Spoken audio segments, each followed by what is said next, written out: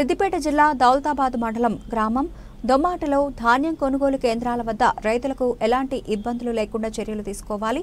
మాల మహానాడు మండల ఉపాధ్యక్షులు మైండ్ల నరేష్ ఆధ్వర్యంలో రైతులతోనే మాట్లాడడం జరిగింది. ధాన్యం విక్రయించేందుకు రైతులకు ఎలాంటి ఇబ్బందులు లేకుండా తగు చర్యలు తీసుకోవాలని ఐకేపీ సెంటర్ వద్ద ఏర్పాటు చేసిన ధాన్యం కొనుగోలు కేంద్రాన్ని నిల్వ ఉన్న ధాన్యాన్ని ఎప్పటికప్పుడు లారీలో తరలించాలని అధికారులను స్థానిక నాయకులను కోరడం జరిగింది. 6 కాలం కష్టపడి పండించిన ధాన్యాన్ని రైతులు ధరలకు విక్రయించుకోకుండా ప్రభుత్వం ద్వారా ఏర్పాటు చేసిన కొనుగోలు కేంద్రాల్లో విక్రయించి మద్దతు ధర పొందాలని సూచించారు. ఆయన వెంట గ్రామ రైతులు సల్లచోటు రాహుల్, మనోహర్, విద్యాసాగర్, ప్రణీత్, బ్యాగర్ లక్ష్మి, పోచయ్య తదితరులు పాల్గొన్నారు.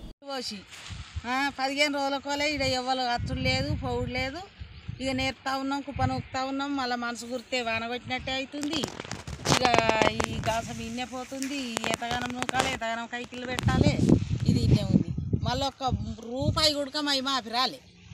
ఈయన మా సారి 70,000 ఉండే, నాయో ₹1,00,000 ఉండే. నా ఇవ్వలే, ఆయన ఇవ్వాలి. రైతు బంధు పడలే, ఈ రుణమాఫీ కాలే. వచ్చిన వాళ్ళకే వస్తున్నాయి పోతున్నాయి, కానీ మా అయితే ₹1 పోలే, ₹1 రాలే.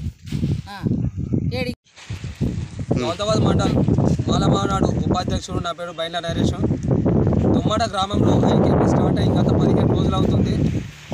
ఐకేపీ స్టార్ట్ అయిన నుండి ఇప్పటి వరకు ఒక లారీ కూడా పోలేదు.